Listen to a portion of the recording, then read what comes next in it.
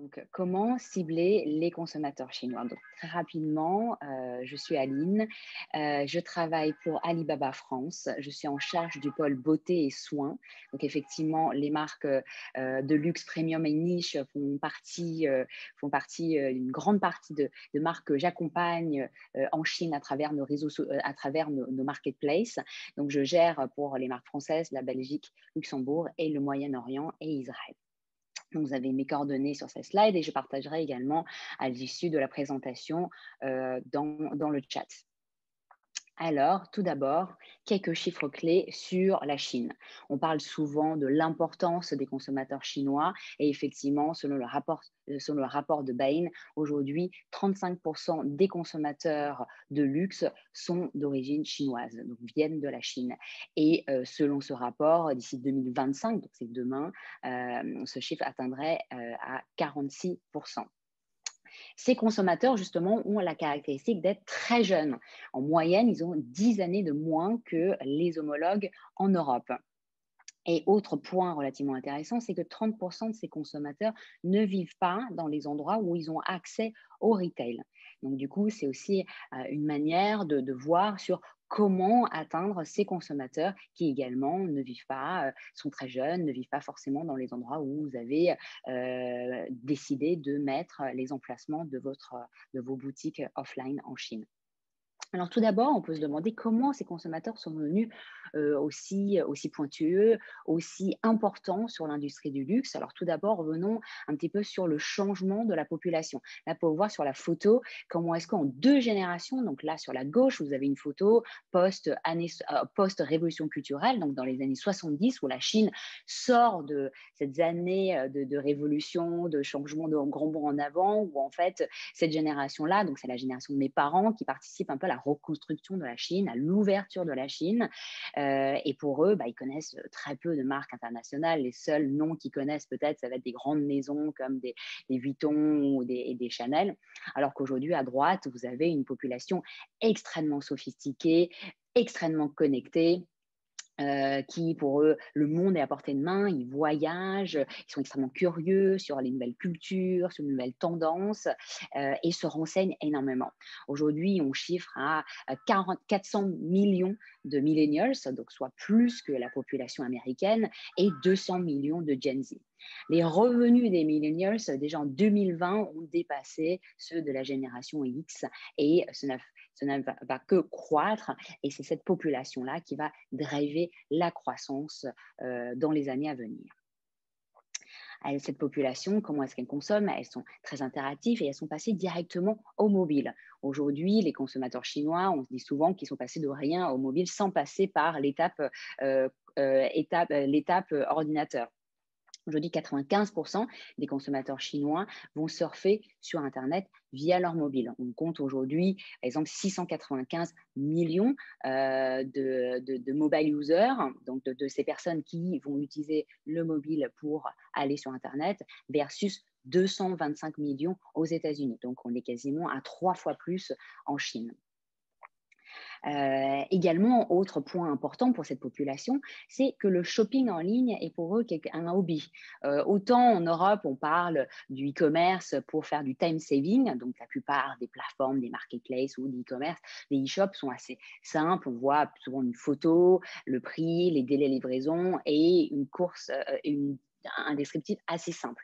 En Chine, au contraire, c'est vraiment un hobby, c'est du time spending versus le time saving qu'on a en Europe, où les consommateurs vont aller sur les sites de e-commerce pour explorer, pour lire des recommandations, ils vont regarder des vidéos, suivre des live streaming. Donc, c'est vraiment tout un écosystème où ils vont passer beaucoup de temps sur ces sites pour acheter et s'amuser. Donc, le groupe Alibaba, bien évidemment, on suit cette tendance de très près parce que c'est également nos consommateurs. Et avant de rentrer un peu plus dans le détail, je voudrais partager une petite vidéo pour vous montrer un petit peu comment Alibaba évolue dans la Chine moderne d'aujourd'hui.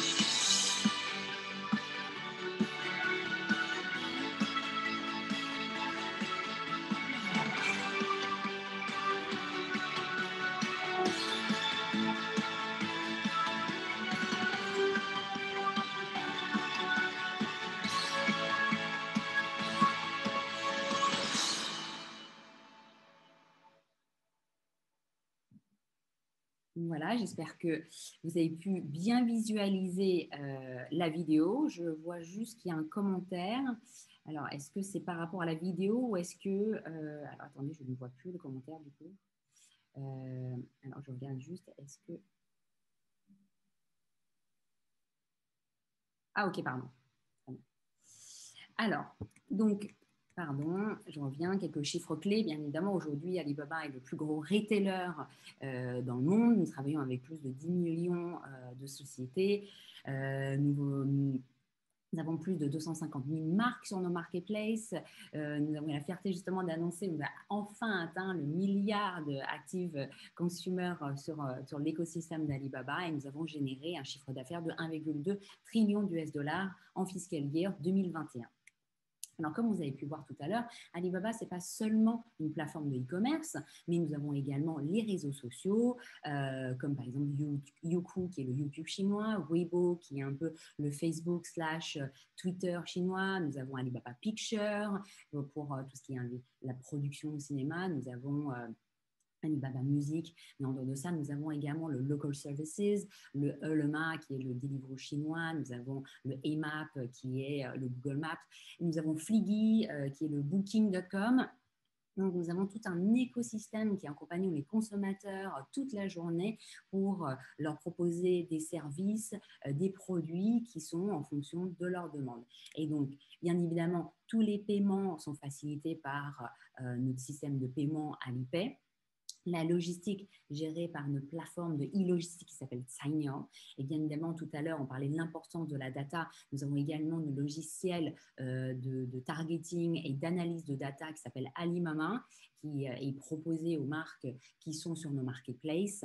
Et bien évidemment, tout ça hébergé par le cloud d'Alibaba qui est AliCloud. Donc, tout à l'heure, nous parlons de l'importance des millennials. Donc, ces consommateurs qui sont très sophistiqués et qui vont chercher des produits toujours plus premium, plus qualitatifs. Donc, bien évidemment, c'est également une population très importante sur nos plateformes. Aujourd'hui, 85% de nos consommateurs ont entre 18 et 39 ans et comme vous pouvez voir, quasiment 60% ont moins de 30 ans. Autre point très important, donc, c'est l'engagement. C'est l'engagement via le mobile aussi. Donc, aujourd'hui, 90% de nos transactions sont faites via le mobile. Donc, les consommateurs achètent directement via leur mobile. Ils se connectent 8 fois par jour sur nos plateformes de shopping. Donc, il y a une vraie interactivité. Donc, toute la journée avec les consommateurs et ils passent environ 25 minutes. Donc, on verra plus tard comment est-ce qu'on va engager ces consommateurs, comment est-ce qu'on peut faire en sorte que ces 25 minutes soient intéressantes pour la marque.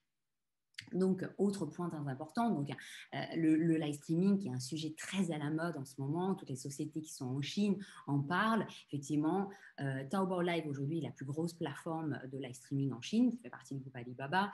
Nous avons généré un chiffre d'affaires de 75 milliards d'US$ l'année dernière. Aujourd'hui, il y a 150 000 heures de contenu de live streaming qui sont diffusés tous les jours sur nos plateformes et on remarque que le taux de conversion est extrêmement important parce que 60% des consommateurs qui suivent le live streaming cliquent sur le produit. Donc, le taux de conversion est extrêmement élevé. Et autre point extrêmement important et intéressant pour le consommateur chinois, c'est vraiment qu'il n'y ait plus de frontières entre le on et le off. Parce qu'il n'y a plus… Alors, effectivement, c'est toujours un sujet intéressant et surtout pour les marques de luxe qui sont pour eux le footprint, la présence retail est très importante. Mais de plus en plus, on voit cette jeune génération qui ont tendance à aller vers plus l'online, plus d'expériences virtuelles. Donc, comment joindre les deux? Et c'est ce sujet qui était très important pour le fondateur Jack Ma, qui déjà dès 2016 avait parlé du terme de New Retail. Et donc là, je vais vous montrer une petite vidéo sur qu'est-ce que le New Retail, quelle est la vision du New Retail vue par Alibaba. Shopping usually involves one of two options: go to the store or buy it online. These days, more and more people are opting for the box on their doorstep, which is putting a squeeze on traditional brick-and-mortar retail. But when online shopping can't quite deliver, you need to go to the store. The experience can be frustrating and disappointing. Online or offline, These cannot be the only options. Well, in China, a new form of retail is taking shape that's combining the best of both online and offline retail. Alibaba, the company best known for its online marketplace, is leading the way. For them, the future isn't total domination of e-commerce. Rather, it's the complete digitization of all commerce that could be the key to saving traditional retail. The company simply refers to this as new retail. It's already helping even the most traditional retail models adapt to a new digital world in unexpected, creative ways. Why not start with the supermarket? Let's face it, no one really enjoys the process of grocery shopping. But ordering online isn't perfect either. Some things you want to pick yourself, and life can't always accommodate a delivery window. Enter Hema, Alibaba's designed-from-scratch grocery store for modern times, customized the way consumers want to shop for food. The shopping experience is powered by your mobile phone. Scan and find out what you're buying. You can buy groceries, or eat in with the freshest seafood that's instantly prepared for you. And best of all, you can have your groceries and cooked seafood all delivered to you in as quickly as 30 minutes, if you're lucky enough to live within a 3-kilometer radius of Hema. That's because every Hema store doubles as a distribution center. The model is so popular in China that people are actually moving to live near Hema locations. Another traditional sales model that's getting an Alibaba new retail upgrade: buying cars, big showrooms and lots. That process was designed decades ago. It forces you to spend a lot of time going here and there, one dealer to another. Well, Alibaba is working to redesign the experience, bringing many brands of cars to the consumers to try, without the sales pressure. Behold the auto vending machine. The so-called vending machine model allows consumers to browse models on their smartphones and select the ones they want to test drive, in and out. Experience the car first, then talk to the salesperson. Even the local mom-and-pop convenience stores can get a new retail makeover. These stores, which are the lifeblood of many communities, probably haven't changed much since the mid-'80s and aren't as convenient as they need to be for today's shoppers. Meet the Huangs, the proud owners of this convenience store in Hangzhou, China. Their store used to look like this. Now it looks like this. But the real transformation is the store has gone digital. Alibaba created a special mobile app which provides the Huangs consumer analytics of their store. They can then use the app to order the items most likely to sell directly from one source and avoid having to deal with multiple distributors. This means the shop in your neighborhood is more likely to have what you are looking for. For the ultimate new retail test, let's head to the mall. Yes, the one that everyone predicts is dying. Alibaba is up for this challenge too, and has even been investing in some of China's biggest shopping malls. You buy a pair of jeans, but it's not the right fit and your size isn't in stock. No problem. This store is fitted out with a virtual shelf. Just select the one you want. Scan with your Tmall app and have it delivered to your home. No need to stand in line at the checkout. Even a pit stop to the ladies' room can be a new retail experience. While you wait, check yourself out in the magic mirror and experiment with new makeup colors, virtually. Like what you see? Buy it from vending machines and freshen up your look. From ladies' room to makeup lounge. The possibilities for new retail are endless once you erase the lines between online and offline and reimagine it based on the way consumers actually want to shop. The key to saving traditional retail is to forget about tradition altogether.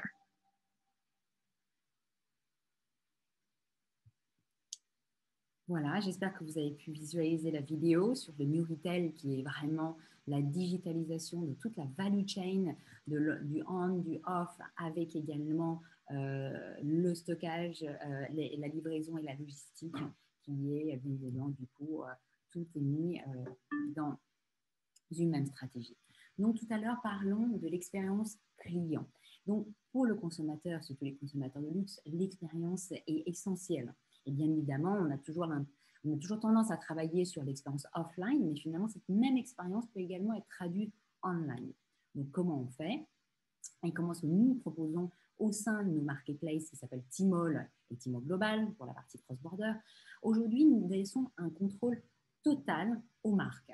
Donc, prenons l'exemple de Zara. Il n'y a finalement aucune différence entre le Zara.com et le Zara.tmall.com, sauf que le Zara.tmall.com est hébergé dans une plateforme avec plus de 800 millions d'acheteurs actifs, avec des outils de targeting et d'analyse, et bien évidemment, la logistique est également proposée par Alibaba. Donc, comme vous avez vu tout à l'heure, grâce au Tmall Store, vous avez ce qu'on appelle un private domain, donc un domaine propre à la marque. Vous avez votre page, votre main page, avec la liste des produits, avec le détail sur les produits et bien évidemment un espace également d'échange avec les consommateurs, où vous pouvez travailler à la fois avec des influenceurs pour poster des commentaires ou également avoir des commentaires de vos consommateurs pour échanger et proposer de nouveaux produits avec des nouvelles campagnes et des hashtags. Donc, tous nos outils de marketing sont personnalisés. Aujourd'hui, en Chine, nos plateformes sont ce qu'on appelle Tianzhen Tianmian. Qu'est-ce que ça veut dire? Ça veut dire 1000 pages pour 1000 profils différents. Et donc, en fonction de vos habitudes d'achat, de vos envies, de vos searches, l'interface et ce qui est proposé aux consommateurs est complètement différent. Et en tant que marque, vous pouvez également targeter les consommateurs pour que vos clients cibles peuvent voir des choses différentes ou voir apparaître des offres qui sont différentes. Là, prenons l'exemple de Burberry. Bien évidemment, les prix ne sont pas les mêmes, mais pour vous montrer l'exemple, vous avez à gauche la ceinture à 2700 GND. Donc ça, c'est clairement un consommateur qui ne fait pas partie des clients cibles de la marque, mais à droite, vous avez une offre spéciale sur cette ceinture avec un coupon qui permet aux consommateurs d'avoir un prix plus intéressant parce que nous savons très bien avec les algorithmes et le profil consommateur que le consommateur avec cette offre spécifique et peut-être dans un timing assez court peut bénéficier de cet avantage et nous savons très bien qu'avec cet avantage, nous allons augmenter le taux de conversion et justement convertir le consommateur beaucoup plus facilement. Nous avons bien évidemment d'autres outils de targeting et en fonction des profils différents, par exemple, dans l'exemple de Nike, ils ont vraiment poussé l'analyse jusqu'au bout. Ils sont allés jusqu'à plus de 100 000 profils consommateurs différents en fonction de l'âge, sexe, profil, intérêt, sport, niveau de sport. Et en fonction de ces différents profils, ils vont visualiser et arriver sur des pages différentes pour avoir un niveau de conversion et des résultats meilleurs. Et bien évidemment, pour pousser encore plus l'expérience clientèle, nous avons lancé le Tmall 2.0. Donc, qu'est-ce que le Tmall 2.0 propose? C'est justement la possibilité d'intégrer des API, des mini-programmes, toute l'interface est gérée par des algorithmes pour vraiment améliorer l'expérience clientèle. Et donc, vous pouvez voir du display jusqu'au service client, toute l'expérience est améliorée avec le Tmall 2.0. Donc, finalement, là, vous allez dire, bon, c'est un peu des schémas, mais qu'est-ce que ça veut dire? Donc là, juste quelques exemples de ce que certaines marques ont pu faire grâce au Tmall 2.0. Donc, en termes d'expérience, donc déjà sur le produit, donc là, par exemple, voilà. Donc, vous pouvez voir que Chanel a modélisé en 3D son produit iconique qui est le Chanel numéro 5. Donc, le consommateur peut voir en 3D, peut avoir une vidéo derrière. Donc, vous voyez que l'expérience est complètement différente. Autre point intéressant, c'est la boutique. On voit tout à l'heure que 30% des consommateurs de luxe chinois ne vivent pas dans les zones où ils ont accès aux boutiques de luxe. Donc, Valentino, typiquement, pour le lancement de leur Tmall, a modélisé en 3D leur flagship de Shanghai. Donc, pour les consommateurs qui, pas seulement ne vivent pas dans des villes de tier 1, mais qui ne vivent pas à Shanghai, pouvaient justement visiter via leur boutique 3D les différents produits, voir le premier étage, le deuxième étage, découvrir les produits, découvrir l'espace et l'univers de Valentino. Autre point intéressant, c'est l'intégration de la réalité augmentée et la réalité virtuelle. Donc, typiquement, Rimowa, pour le lancement de leur flagship store, a intégré ces fonctionnalités sur le flagship store. Du coup, le consommateur peut tout de suite personnaliser sa valise avec des poignées de couleurs différentes. Là, par exemple, voilà, toute une sélection. Et tout ça se passe dans le flagship store. Vous pouvez également voir, pour changer la couleur des roues, voilà, et personnaliser. Donc là, vous pouvez également graver, personnaliser les tags, donc mettre vos noms dessus. Donc c'est un service également client de personnalisation qui est proposé par la marque.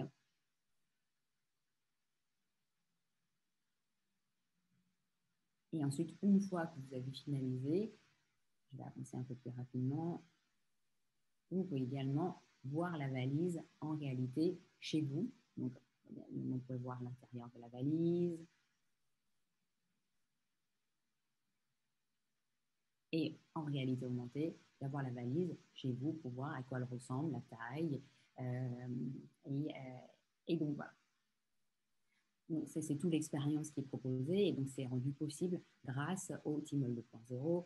Et bien évidemment, autre point très important, c'est aussi la partie contenu. Donc Dior qui a partagé une vidéo sur l'histoire, l'héritage de la marque, c'est aussi quelque chose qui est très important, moins technologique, mais également très engageant pour cibler nos consommateurs de luxe et ces jeunes qui sont sur nos plateformes.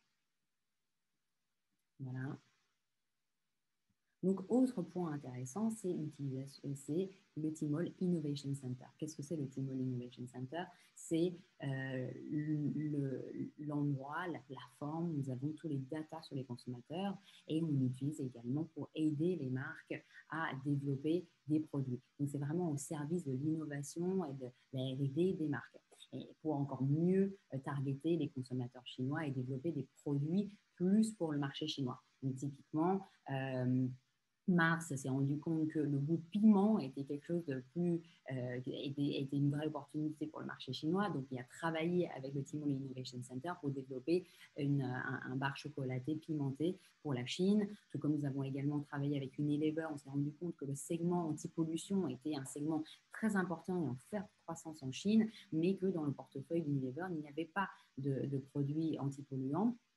Et surtout, il fallait travailler un segment plus premium. Donc, en fait, très rapidement, nous avons fait travailler le Tmall Innovation Center avec les services R&D d'Unilever pour développer très rapidement une gamme. Et pour donner un exemple, nous avons pu développer très rapidement cette gamme. Donc, en 6 mois, cette gamme a pu être développée alors que les processus de développement traditionnels sont plus aux alentours de 18, voire plus dans des développements traditionnels. Donc, nous avons cet Innovation Center où on va utiliser les insights clients pour développer des nouvelles gammes adaptées pour le marché chinois. Donc là, maintenant, rentrer vraiment dans le pur univers du luxe, comme vous avez sans doute entendu parler, le lancement de Tmall Luxury Pavilion qui a été fait en septembre 2018. Donc l'année dernière, nous avons fêté nos 3 ans et donc bientôt, nous sommes sur les 4 ans. Donc nous avons vraiment partagé une vidéo et nous avons également organisé un événement digital parce qu'effectivement, avec le Covid, ce n'était pas possible de le faire sur le point physique. Donc aujourd'hui, à quoi ressemble le Luxury Pavilion? Alors bien évidemment, nous avons évolué et progressé et updaté pendant tout le long de ces années. Aujourd'hui, nous avons un landing page avec toutes les news, avec des éditos, des informations sur le marché du luxe. Ensuite, vous avez une page avec les grandes maisons qui sont au sein du Luxury Pavilion. Nous avons par la suite, nous avons ensuite la liste de toutes les marques, donc organisées par catégorie, par segment, qui sont présents sur le Luxury Pavilion. Nous avons également un onglet avec nos joint ventures, Je ne sais pas si vous avez suivi, mais nous avons signé une JV avec Farfetch et vous avez également un onglet pour Net-à-Porter. Donc aujourd'hui, nous avons plus de 200 marques. Donc ça fait quasiment 4 ans que nous travaillons à plus de 200 marques premium luxe et très luxe au sein de Luxury Pavilion. Donc, sur ces 4 segments, parce que nous avons vraiment cette volonté d'être dans le luxe, dans le lifestyle. Donc nous accompagnons les consommateurs de luxe dans tous leurs envies, donc autant dans le fashion, dans les accessoires, dans la beauté, mais également dans tout ce qui est lifestyle, donc Wellness Spirit, home, etc. Nous travaillons également dans ces marques, dans les événements également offline, pour encore mieux engager, parce qu'effectivement, pour Alibaba, nous avons cette volonté vraiment de satisfaire nos consommateurs. Donc, qu'est-ce qui est important pour nos consommateurs? C'est l'expérience. Donc, bien évidemment, tout à l'heure, vous avez pu voir l'expérience online sur comment targeter, comment plaire, comment retenir nos consommateurs luxe, mais également le offline est important. Donc, nous avons ce qu'on appelle le Tmall Club, qui est un peu nos clients VIP, donc nos clients qui ont une vraie appétence et qui sont très engagés, qui interagissent énormément avec la plateforme et qui dépensent beaucoup et qui aiment les produits luxe. Et nous avons ce qu'on appelle le Tmall Club et on travaille également avec les marques pour des événements offline. Donc là, ça a été une masterclass. Nous avons fait avec Estée Lauder. Et nous avons également travaillé avec Burberry pour le lancement de leur pop-up